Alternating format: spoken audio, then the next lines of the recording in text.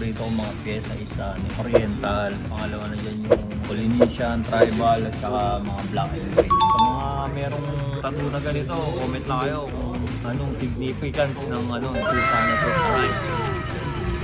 Ayo, what up? It's your boy, Solar Boys. Another day, another tattoo na naman dito sa ating Solar Boy Tattoo Studio. So yun, nakita nyo naman, after namin na 4 hours sa City of Dreams sa Mami. May day 2 pa yun. Mauna na sila mamaya at ako tatatuan muna yan. Actually si Tropa ng Getty sa previous client na natin, matagal na yan. At papatatuan niya naman ngayon is yung misis niya. So ang project natin ngayon, armband na Oriental. So check out nyo na lang. Let's go! Yung nga pala, ito yung design natin. And minodify natin yan sa... So yan, nakuha na natin yung pinaka-stencil yan. Ano ba ito? Japanese cut na no? So, ang technique dyan, kasi armband yan, normally kailangan mo i-bend yan ng, punta kayo ng font meme and bend nyo ng 40%. So, yan, makukuha nyo yan.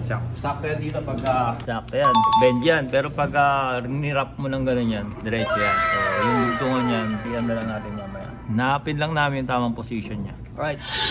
Hey guys, gamit natin ngayon ng Mami pencil. Tapos gamit natin yung triple black ng Mami ink. Tapos yan, yung machine natin na scepter ni green. Paangas yan, madaling gamitin. Tsaka syempre gamit natin yung mga t-shirt natin, tsaka pumi soap na Mami. At tsaka Mami needle syempre. Is yan! Simulan na natin guys. Syempre pera muna natin ang glide natin yan. At tsaka first natin naman yan. Linis ng stencil natin. Kapit na kapit yung stencil natin na Mami stencil solution. Kahit anong punas mo, hindi mo tatanggal yan. Kahit 3 days yan, hindi mo tatanggal. Mauna na kami. Mauna na kayo nung yung editor, iwan mo na rin ito kasi... Bakit patay na patay ka sa editor mo? Di pa ako tapos pagsabihan niya nga na yan. Bigla nang iiwan eh. Nalungkot ka ba? Eh, ba't parang masaya si Benny? Naaalis. Tinan mo, nakangiti oh. Tapos ilaban ng tropa. Pagtapos ka namin yung pagtanggol, tapos iniiwan mo kami. Wala ka na? Sabi ko kasi sa inyo, lilibre niyo pagkain, tanghalian, hapunan, nililibre niyo ba? Oo. Eh na, kumakain nga kami, sabi niya wala kang pera. Gaganon siya. Pagkakain pa ito editor na. Nalala ko, pinagluto din kita ng tofu sisig ah. Tsaka ng ensalada. Kumain ka pa sa bahay ah. Request pa yan. Memories yun ah. Hindi ka na makakatikim ng ganong kasarap na tofu sisig kahit kailan.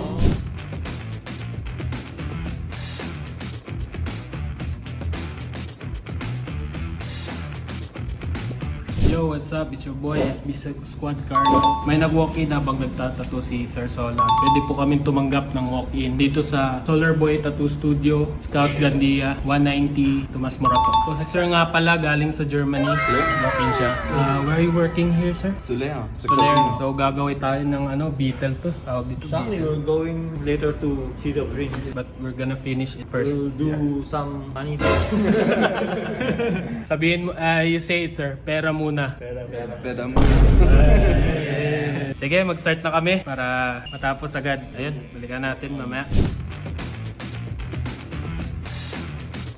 Alright, we're done. Actually, nag-enjoy ako sa ganitong piece. At isa naman talaga sa paborito kong mga pyesa is Oriental. Pangalawa na dyan yung Polynesian, Tribal, at saka mga Black and Gray. Gumawa ng mga maulay sa Oriental design. So yun, fine line lang yung ba dyan, 3RL gamit natin. Siyempre, Mami Tattoo Supplies Philippines. Pinaliwanag naman ni Ate kaso wala na siya. Dapat siya yung mag-explain ulit ngayon dito eh. Wala. Kaya with shade lang, nakita nyo, with shade lang yung mga wind bars and siyempre may water elements. Ayun, minodify lang natin to. Although merong reference si client. Gusto niya palitan ng ulag yan ng netong neck ba yun. So yun, sa mga merong tattoo na ganito, comment lang kayo kung anong significance ng pusa na to. Pakita na lang natin yung final result, mabuhan ng ginawa natin. At saka nung kay SB Squad Carlo, yun, kawawa yung sila natin, duguan na rin. Hindi yung tinatapa yung duguan. Kaya yun, pumunta na kami ng City of Dreams. Kasi andun yung Mami Tattoo Convention. Alright.